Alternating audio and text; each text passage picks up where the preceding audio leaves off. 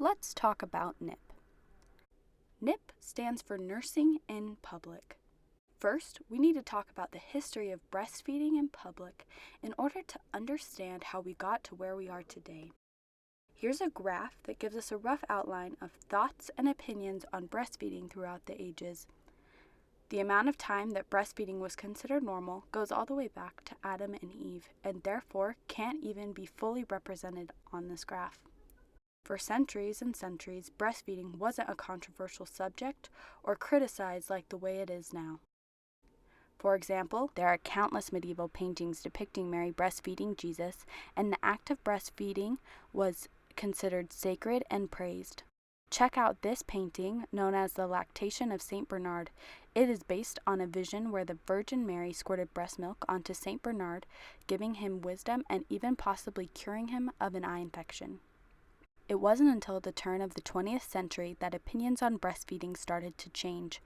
World War II played a large role in the shift in opinion on breastfeeding. With most men away fighting the war, women made up the majority of the workforce.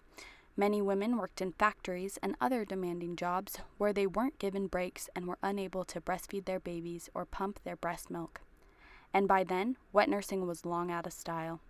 Mothers had to find ways to feed their babies, and subsequently baby formula became widely popular and used by mothers everywhere.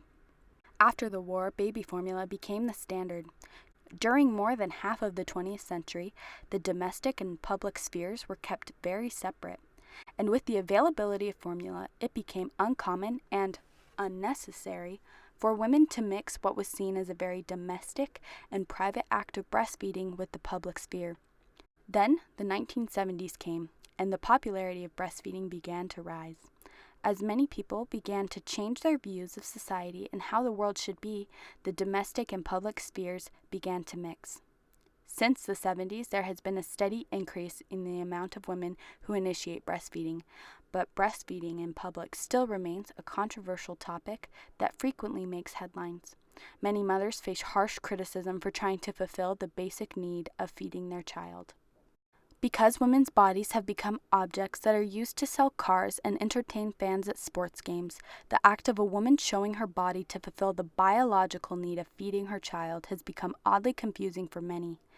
Many people become uncomfortable at the sight of a woman breastfeeding, especially if she doesn't use a cover. It wasn't until 2018, when Utah and Idaho passed laws legalizing breastfeeding, that mothers' rights to breastfeeding in public were protected in all 50 of the United States. Yes, you heard that right. That just happened in 2018. In the majority of public places, breastfeeding mothers were not thought of during the design process. And while many people today are uncomfortable with women breastfeeding in public, they don't do anything to help provide for them. And this is an issue. Many women have been kicked out of restaurants and other public spaces for nursing in public, or are told that they should go to the bathroom to breastfeed or pump. How does it make any sense that mothers are supposed to feed their children one of the most nutritious substances known to man in a place meant to expose waste? Sascha is an advocate for public breastfeeding.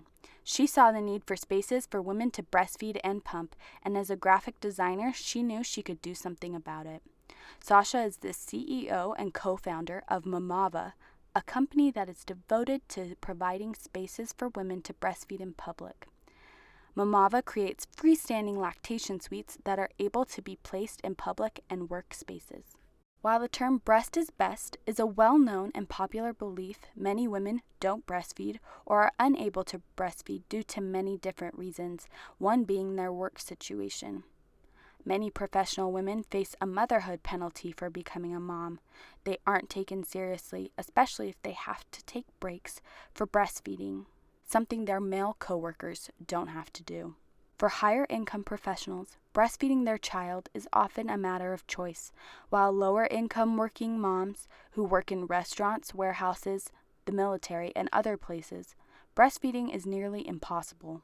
Mamava works to make breastfeeding an option for as many women as possible. Their motto?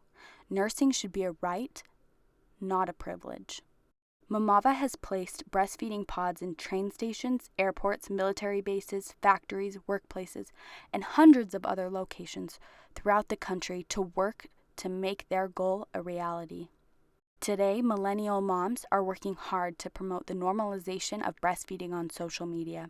Bloggers like Naomi Davis and Chrissy Powers often share pictures and write posts about their breastfeeding experiences. Thanks to social media and the sisterhood and support that is found there amongst nursing mamas, women around the world feel more comfortable breastfeeding in public. Check out hashtags like normalize breastfeeding and breastfeeding mama to see and read the experiences of women and to find support when it comes to breastfeeding. Women's bodies are amazing. They are not objects. They are not property. They are vessels of human life and are capable of awesome things like nourishing and sustaining their children. Breastfeeding is not a provocative or indecent act. It is simply a mother feeding her child. So next time you see a mama nursing in public, give them a sweet smile, wave, and maybe even compliment them or tell them how much you appreciate what they're doing. We're all just trying our best.